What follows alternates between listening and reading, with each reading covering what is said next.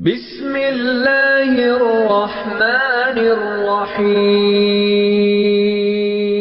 رمضان المبارک کے مقدس مہینے کے دوسرے عشرے کے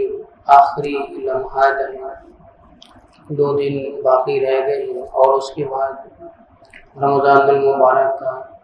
تیسرا مقدس عشرہ وہ شروع ہو جائے گا۔ تو یہ تیسرا عشرہ عتق من النار،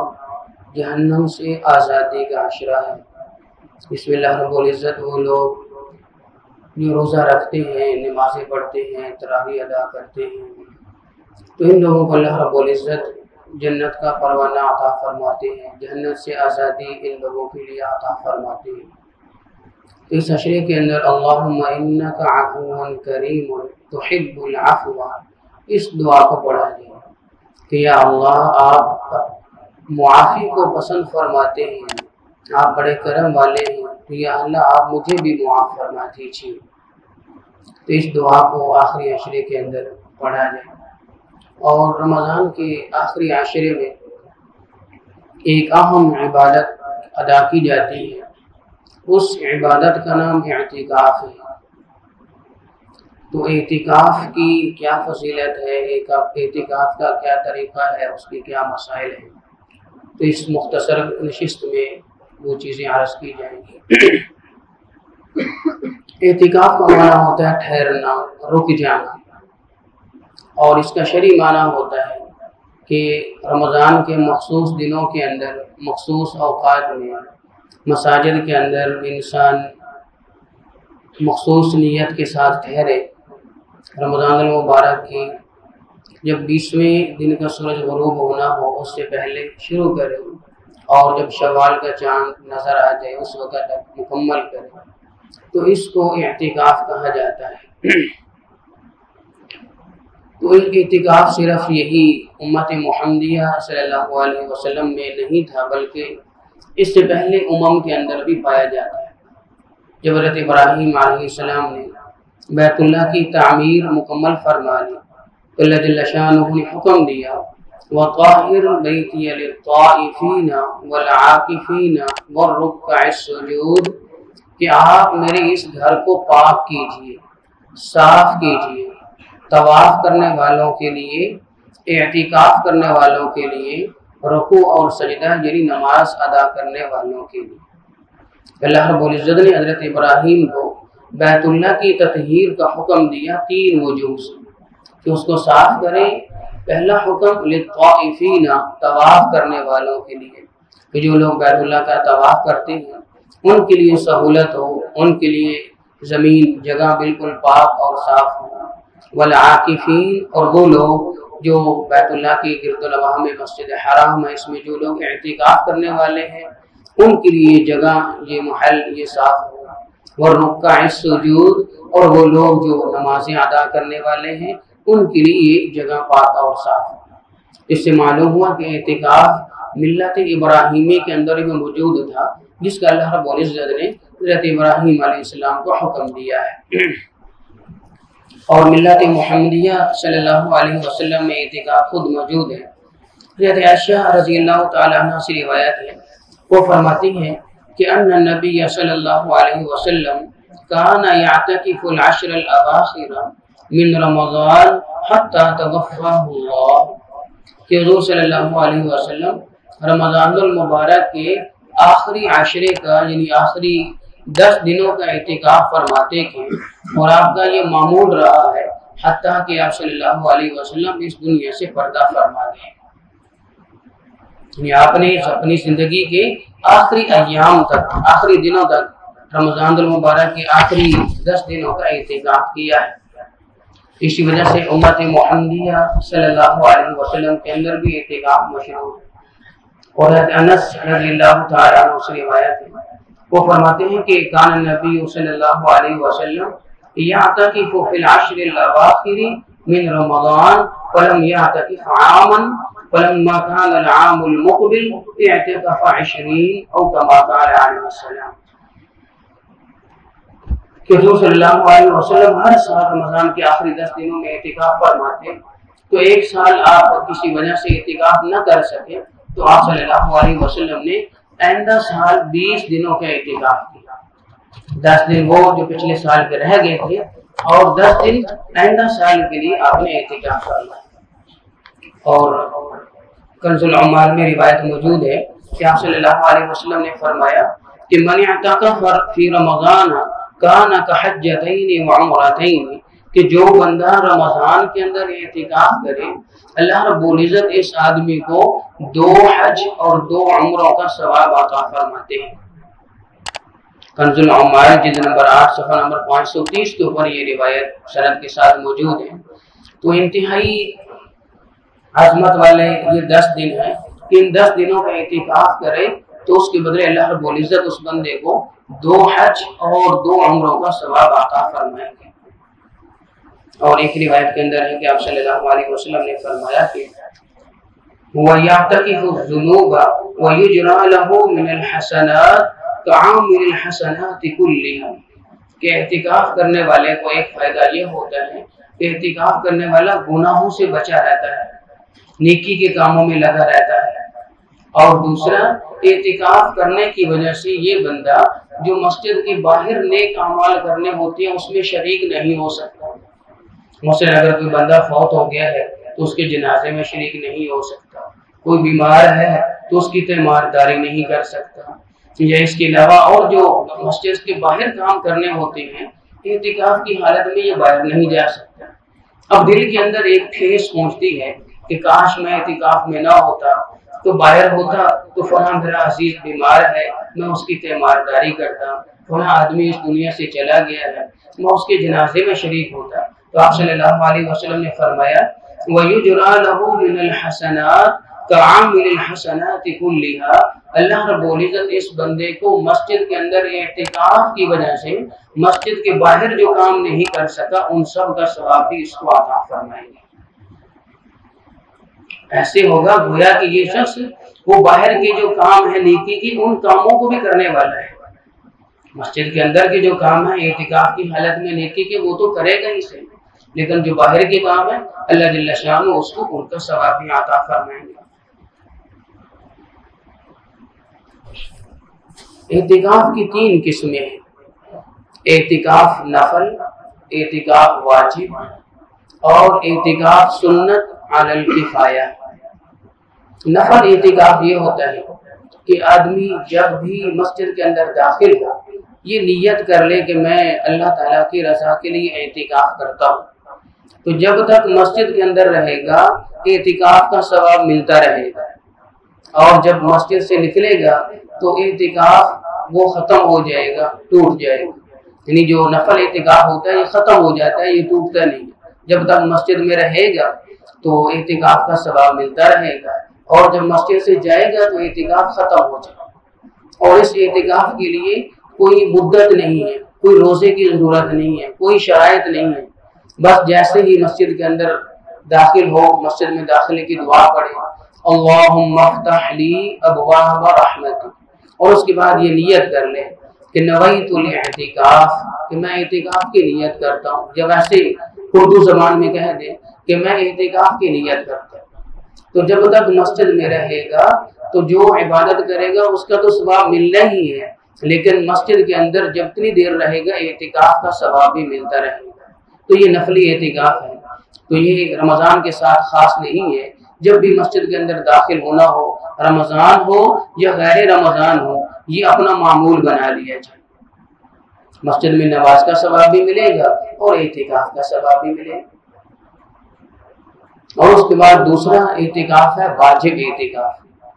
واجب اعتکاف کی 2 صورتیں ہیں، ایک صورت یہ ہے کہ اگر کسی بندے کا کوئی کام ہو گیا تو اس بندے نے منت اور نظر مانی کہ میرا فلاں کام اگر ہو گیا تو اللہ کی رضا کے لیے میں اتنے دنوں کا اعتکاف کروں گا، تو زبان کے ساتھ ان جملوں کا ادا کرنا ضروری ہے۔ اگر اس بندے کا وہ کام ہو جاتا ہے تو جتنے دنوں کا اس بندے نے اعتکاف کی منت مانی ہے اتنے دنوں کا اعتکاف کرنا اس بندے کے ذمہ لازمی ہے مسجد کے، اور یہ واجب اعتکاف ہے، اور یہ روزے کے ساتھ ہے، چاہے وہ منت رمضان میں پوری کرے چاہے رمضان کے علاوہ پوری کرے، اس کے اندر روزہ رکھنا ضروری ہے۔ اور دوسرا مطلق واجب طواف ہے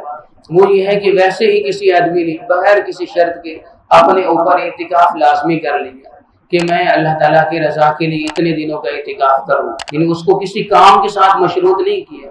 ویسے ہی اپنی رب پر لازمی کر لیا کہ میں اعتکاف کروں گا اتنے دنوں کا، تو یہ اعتکاف کرنا بھی واجب ہے، اور یہ بھی رمضان میں پورا کرے جب رمضان کے علاوہ پورا کرے۔ اور اس کے بعد تیسرا اعتکاف ہے سنت علی الکفایہ، اور یہ اعتکاف ہے کہ رمضان المبارک کی 20ویں تاریخ کے سورج غروب ہونے سے پہلے مسجد کے اندر اعتکاف کی نیت سے آئے، اور جب شوال المکرم کا چاند نظر آئے تو اس وقت مسجد سے جائے۔ تو یہ اعتکاف رمضان المبارک کے آخری عشرے کا اعتکاف ہے، اور یہ سنت علی الکفایہ ہے۔ سنت علی الکفایہ کا مطلب یہ ہے کہ یہ ایسی سنت ہے کہ پورے محلے والے لوگوں کے اوپر لازمی نہیں ہے۔ اگر اہل محلہ میں سے مسجد کے اندر چند ایک افراد بھی اعتکاف بیٹھ جاتے ہیں تو بس یہ اعتکاف کا عمل اللہ رب العزت کی طرف سے پورا ہو جائے۔ وہ محلے والے اگر نہیں بیٹھتے، اس مسجد کے اندر آ کر کوئی اور آدمی بیٹھ جاتا ہے تو پھر بھی یہ اعتکاف والا عمل ہو جائے، وہ محلے والے گناہ گار نہیں ہوں گے۔ لیکن مسجد کے اندر اگر کوئی بندہ بھی رمضان المبارک کے آخری 10 دنوں میں اعتکاف نہیں کرتا، نہ محلے والا ہے نہ کوئی غیر محلے والا ہے، کوئی بندہ بھی اعتکاف نہیں کرتا، تو ایسی صورت کے اندر وہ لوگ اس سنت کے تارک ہیں اور گناہ گار ہیں۔ تو سب سے افضل اعتکاف وہ مسجد حرام کے اندر ہے۔ مسجد حرام وہ مسجد جو بیت اللہ کے 4 اطراف کے اندر ہے، یہ مسجد حرام ہے۔ جن لوگوں کو اللہ رب العزت نے توفیق عطا فرمائی ہے، منتخب فرمایا ہے، چن لیا ہے، ان کے قافلے اس اعتکاف کے لیے مختلف ممالک سے رواں دواں ہیں، کچھ وہاں پہنچ چکے ہیں اور کچھ وہاں چل رہے ہیں۔ تو سب سے افضل ترین اعتکاف وہ مسجد حرام کے اندر ہے، جہاں ایک نماز کا ثواب اللہ رب العزت کی طرف سے 1,00,000 نمازوں کے برابر ثواب ملتا ہے۔ اور اس کے بعد افضل ترین اعتکاف وہ مسجد نبوی صلی اللہ علیہ وسلم میں ہے۔ مدینہ طیبہ میں حضور صلی اللہ علیہ وسلم کے روزے کے گرد و نواح میں جو مسجد ہے وہ مسجد نبوی کہلاتی ہے۔ تو مسجد حرام کے بعد اعتکاف کے لیے، نماز کے لیے افضل ترین جگہ وہ مسجد نبوی ہے، اور جس کے اندر آپ صلی اللہ علیہ وسلم نے فرمایا کہ جو بندہ اس کے اندر نماز پڑھے گا، اللہ رب العزت اس آدمی کو ایک نماز کے بدلے 50 نمازوں کا ثواب عطا فرمائے، کہ 50,000 نمازوں کا ثواب اس بندے کو عطا فرمائے۔ مسجد حرام میں 1,00,000 کا ثواب ہے، اور مسجد نبی کے اندر 50,000 کا ثواب۔ اور اس کے بعد افضل ترین اعتکاف کے لیے جگہ وہ مسجد اقصی ہے، بیت المقدس مسجد اقصی ہے، وہاں اعتکاف کرنا۔ اور اس کے بعد اپنے محلے کی جو جامع مسجد ہے، جس کے اندر 5 نمازیں ہوتی ہوں، جس کے اندر جمعے کی نماز ہوتی ہو، تو اپنے جو شہر کی یا محلے کی جامع مسجد ہے اس مسجد کے اندر اعتکاف کیا جائے، یہ افضل ترین اعتکاف ہے۔ اور اس کے بعد اپنے محلے کی جو اپنی قریبی جگہ ہے، جو مسجد ہے، تو وہاں اعتکاف کیا جائے جہاں سہولت کے لیے اس کے کھانے وغیرہ کا انتظام ہو سکتا ہے۔ تو یہ رمضان کے آخری عشرے کا عمل ہے، اور یہ اس رمضان کے اندر اتوار والا دن عصر کے بعد سے شروع کریں، اور جب شوال کا چاند نظر آئے تو اس وقت یہ مکمل ہو، یعنی اتوار والے دن عصر کے بعد سورج کا غروب ہونے سے پہلے، غروب آفتاب سے پہلے اپنے لیے مسجد کے اندر جگہ منتخب کریں، اور سورج غروب ہونے سے پہلے اپنی اعتکاف والی جگہ پر آ جائیں، اور یہ نیت کر لیں کہ یا اللہ میں رمضان کے آخری عشرے کی اعتکاف کی نیت کرتا ہوں یا نیت کرتی ہوں۔ تو بس اس بندے کا نفلی رمضان مبارک کا سنت اعتکاف شروع ہو جائے گا۔ مردوں کے لیے ضروری ہے کہ وہ مسجد کے اندر اعتکاف کریں، اور عورتیں بھی اعتکاف کر سکتی ہیں۔ جو عورت اگر اعتکاف کرنا چاہے تو اس کے لیے حکم یہ ہے کہ وہ اپنے گھر کے اندر اعتکاف کرے، آپ صلی اللہ علیہ وسلم نے فرمایا کہ عورت کے لیے بہترین مسجد اس کا گھر ہے، اور اس کے گھر کے اندر کا بھی وہ کونا جو تاریک کونا ہو، جہاں گھر والوں کی نظریں نہ پڑتی ہوں، جہاں خلوت ہو، تنہائی ہو، اپنے رب کے ساتھ آہوزاری کر سکتی ہو تنہائی کے اندر، خلوت کے اندر، تو وہ مقام اس عورت کے لیے بہترین مقام ہے عبادت کے لیے، نماز کے لیے۔ تو جو عورت ہے یہ اپنے گھر کے اندر کمرے کے اندر ایک جگہ متعین کر لے، اتنی جگہ کی جتنی جگہ کے اوپر وہ لیٹ سکتی ہو، کھڑی ہو سکتی ہو، بیٹھ سکتی ہو، اپنا سامان وغیرہ رکھنا ہو وہ رکھ سکتی ہو، تو اتنی جگہ اپنے کمرے کے اندر متعین کر لے۔ ایسا ہرگز نہیں کرنا چاہیے کہ پورے کمرے کی ہی نیت کر لی جائے، تو ایسا کرنا درست نہیں ہے۔ مخصوص کر لی جائے جگہ، ایک چارپائی کی یا دو چارپائی کی، جتنی سہولت کے ساتھ ہو کہ آدمی بیٹھ سکے، لیٹ سکے، سو سکے، کھڑا ہو سکے، اپنا جو ضروری سامان بن کتاب قرآن مجید ہو کوئی چیز رکھنی ہو تو وہ آدمی آسانی کے ساتھ رکھ سکے، تو یہ درست ہے۔ تو جب اس عورت نے اس جگہ کو منتخب کر لیا کہ میں نے اس جگہ پر اعتکاف کرنا ہے، تو اس کے لیے وہی حکم ہوگا جو مسجد کے اندر مردوں کے لیے اعتکاف کرنے کا حکم ہوتا ہے۔ اب وہ اپنی اسی جگہ کے اوپر کھانا وغیرہ کھائے گی، اسی جگہ کے اوپر تلاوت، ذکر و اذکار، تسبیحات، عبادات کرے گی، اور اگر گھر کا کوئی ضروری کام کرنا ہے تو گھر والے اس کو اسی جگہ کے اوپر وہ کام دے دیں، مثلا سبزی کاٹنی ہے یا آٹا گوندنا ہے یا کوئی اور کام ہے ضروری ہے جو کرنا ہے، گھر میں افراد کی کمی ہے نہیں کر سکتے، تو اس اعتکاف والی خاتون کو اسی کی جگہ کے اوپر ہی وہ سامان دے دیا جائے، وہاں بیٹھ کر ہی وہ آٹا گوند دے، وہاں بیٹھ کر ہی سبزی کاٹ دے، وہاں بیٹھ کر ہی اور جو گھر کا کام کرنا ہے وہ کر دے۔ ایسا نہیں ہو سکتا کہ وہ جب ضرورت ہو تو وہاں اعتکاف بیٹھ جائے، جب کھانے کی ضرورت ہو تو کچن کے اندر چلی جائے کھانا پکانے کے لیے، تو ایسا نہیں۔ ہاں، اگر سنت اعتکاف کی بجائے نفلی اعتکاف کرنا، یعنی بعض دفعہ ہوتا ہے کہ عورت کی یہ ارادہ ہے، ثواب بھی حاصل کرنا چاہتی ہے کہ میں اعتکاف کروں، اور گھر کے اندر کوئی آدمی نہیں ہے جو کھانا بھی پکانے والا ہو، تو اس کے لیے سنت اعتکاف کی بجائے نفلی اعتکاف کی نیت کر لی جائے،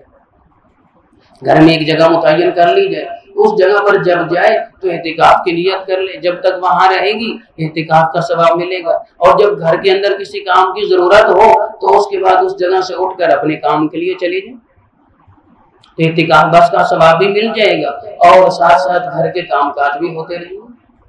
دونوں کام ہو جائیں گے سہولت کے ساتھ، آسانی کے ساتھ۔ لیکن سنت اعتکاف کے اندر اگر ایسا کیا تو وہ اعتکاف ٹوٹ جائے گا، وہ اعتکاف ٹوٹ جائے گا، سنت اعتکاف نہیں رہے گا۔ تمہارے مردوں کے لیے مساجد کے اندر اور عورتوں کے لیے اپنے گھر کے اندر جگہ مخصوص کر کے وہ اعتکاف کیا جائے۔ اور اس کے بعد جو اعتکاف والوں کے لیے چند ایک مسائل اور ہدایات ہیں، ان میں سے ایک یہ ہے کہ سب سے پہلا کام یہ کیا جائے کہ جب مسجد کے اندر داخل ہو تو جو مسجد کا بانی ہے، مسجد بنانے والا ہے، اس بندے سے پوچھ لیا جائے کہ مسجد کی حدود کون کون سی ہے، مسجد کی حد کتنی ہے۔ ہمارے ہاں یہ جو وضو خانہ ہے، اس وضو خانے سے پہلے جو ستون بنے ہوئے ہیں، ان ستونوں سے ادھر محراب کی طرف یہ ساری مسجد ہے، ان ستونوں سے اگلے والا جو حصہ ہے جو وضو خانہ ہے وہ ضروریات مسجد میں داخل ہے، مسجد کی حد کے اندر داخل نہیں ہے۔ تو اعتکاف والے کے لیے ضروری ہے کہ جب وہ سنت اعتکاف کرے تو مسجد کی حد کے اندر رہے، وہاں سے نہ نکلے۔ اگر وہ بغیر کسی ضرورت کے اس مسجد کی حد سے نکل گیا تو اس بندے کا اعتکاف ٹوٹ جائے گا،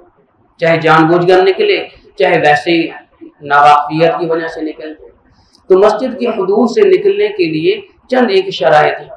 پہلی شرط یہ ہے کہ اگر وضو کی حاجت ہو گئی ہے، وضو کی ضرورت ہو گئی ہے، تو ظاہر ہے اس بندے نے وضو کرنا ہے، اور مسجد کے اندر وضو خانے نہیں ہوتے بلکہ وضو خانے مسجد کی حد سے باہر ہوتے ہیں، یہ ضروریات مسجد کہلاتی ہیں۔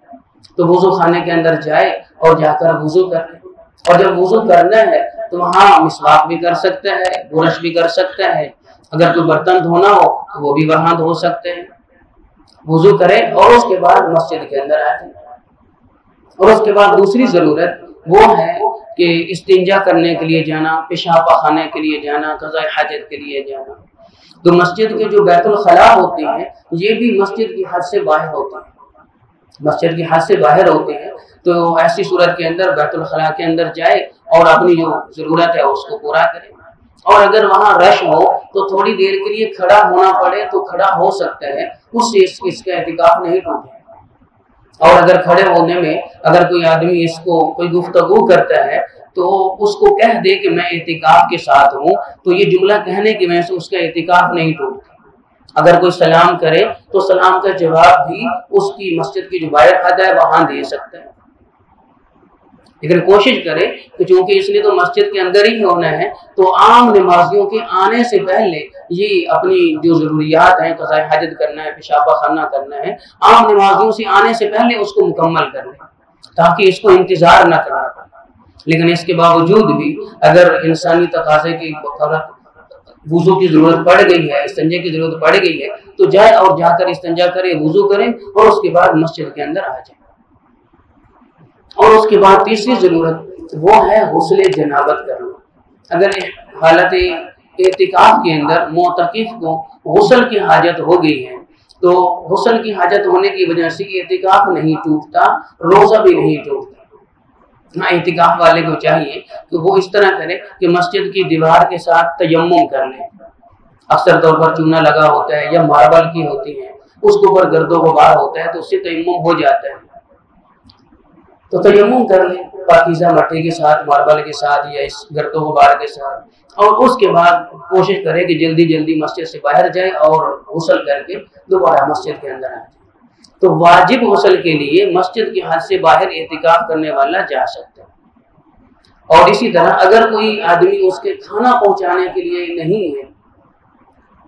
تو ایسی صورت کے اندر یہ آدمی گھر جا کر کھانا اپنی اس جگہ پر لا سکتا ہے۔ جائے ایسے وقت میں جائے کہ جب اندازہ لگا لے کہ کھانا تیار ہو جائے گا تو اپنے گھر کے اندر جائے اور جا کر کھانا لائے اور اس کے بعد اپنی اعتکاف والی جگہ پر آ کر بیٹھ کر کھائے۔ ایسا نہیں ہو سکتا کہ جب کھانے کی ضرورت ہو گھر جائے اور وہاں بیٹھ کر کھانا کھائے، اگر ایسا کیا تو اعتکاف ٹوٹ جائے گا۔ لیکن کوشش کرے کہ اعتکاف کرنے سے پہلے کسی آدمی کو متعین کر دے جو اس کے لیے کھانے کا انتظام کرنے والا ہو، اس کے لیے کھانا پہنچانے والا ہو، سحری کے وقت میں بھی اور افطاری کے اوقات کے اندر۔ اور اس کے بعد ہے جمعہ کے لیے غسل کرنا۔ تو یاد رکھیے جمعہ کے لیے غسل کرنا یہ سنت ہے، واجب نہیں ہے، فرض نہیں ہے۔ تو اعتکاف والا مسجد کی حد سے باہر جا کر جمعے کا غسل نہیں کر سکتا۔ اگر غسل کرنے کے لیے جائے گا تو اس بندے کا اعتکاف ٹوٹ جائے گا۔ ہاں، مسجد کی حد کے اندر اگر کوئی پلاسٹک یا ایسی چیز بچھا دی جائے کہ جس کی وجہ سے مسجد کا فرش چٹائیاں وغیرہ خراب نہ ہو اور پانی آسانی سے باہر جا سکتا ہو تو وہاں ٹھنڈک کے لیے غسل کرنا یا جمعے کے لیے غسل کرنا وہ درست ہے۔ اور اس کے بعد اعتکاف والوں کے لیے ہدایت تو بڑی ہے، لیکن سب سے عام ہدایت ایک ہی ہے۔ وہ ہدایت یہ ہے کہ جب مسجد کے اندر اعتکاف کی نیت سے آئیں تو موبائل فون کو 3 طلاق دے کر گھر میں چھوڑ کر آئیں۔ اس کو ہرگز مسجد کے ساتھ اپنے ساتھ نہ لے کر۔ یہ کیسا تعلق ہے کہ جب بندہ مسجد کے اندر آیا ہے اور ساتھ ساتھ سوشل میڈیا بھی استعمال کر رہا ہے، کبھی فون ہو رہے ہیں، کبھی کچھ ہو رہا ہے، کبھی کچھ ہو رہا ہے۔ بھئی اللہ کے ساتھ تعلق بنانے کے لیے آئے ہو تو چند دنوں کے لیے اللہ کے ساتھ تعلق مضبوط کرو۔ اپنے جو دنیا کے کام ہیں، سوشل کام ہے، ان کو چند دنوں کے لیے مؤخر کر دو، چھوڑ دو ان کو چند دنوں کے لیے۔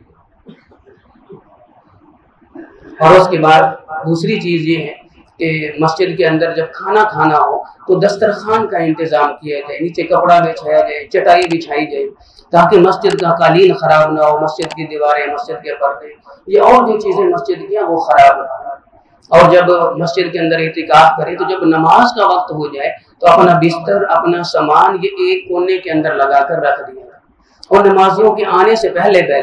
اپنا جو پردہ ہے، چادر ہے، اس چادر کو الگ کر دیا جائے، اس کو فولڈ کر دیا جائے، تہہ کر دیا جائے تاکہ آنے والے جو نمازی ہیں ان کے لیے جگہ بن جائے، ان کے لیے پریشانی نہ ہو۔ تو اس چیز کا خاص طور پر خیال رکھا جائے۔ اور اس کے بعد اعتکاف کے اندر کیا کرنا چاہیے؟ بس ایک ہی کام ہے کہ انسان جب آیا ہے ان 10 دنوں کے لیے تو اپنے آپ کو اللہ تعالیٰ کے سپرد کر دے، اور اس کے اندر تلاوت ہے، ذکر و اذکار ہے، تسبیحات ہیں، دینی کتب کا مطالعہ ہے۔ اور اگر مسائل نہیں آتے تو جو اپنی مسجد کا امام خطیب ہے، مفتی صاحب ہے، ان سے مسائل سیکھیں، مسائل پوچھیں۔ تو انشاءاللہ کوشش کریں گے کہ اعتکاف والے جتنے حضرات ہیں ان کو بھی ایک مختصر کورس کروایا جائے اس اعتکاف کے دنوں کے اندر، تاکہ ان کا وضو، ان کی نماز، ان کا استنجا اور ان کی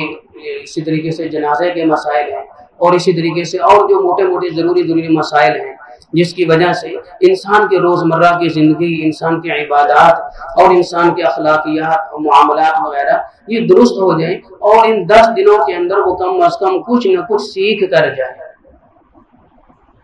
اور آخری ہدایت اعتکاف والوں کے لیے بھی اور سارے لوگوں کے لیے بھی وہ یہ ہے کہ خدا را جب رمضان ختم ہو جائے تو مساجد کو ویران نہ کیا جائے، مساجد کو ویران نہ کیا جائے۔ رمضان کے علاوہ بھی مساجد کو آباد رکھا جائے، صرف جمعے آباد نہ کیا جائے، 5 اوقات کے اندر کوشش کی جائے وقت نکال کر مسجد کے اندر جماعت کے ساتھ نماز ادا کی جائے۔ تو اللہ رب العزت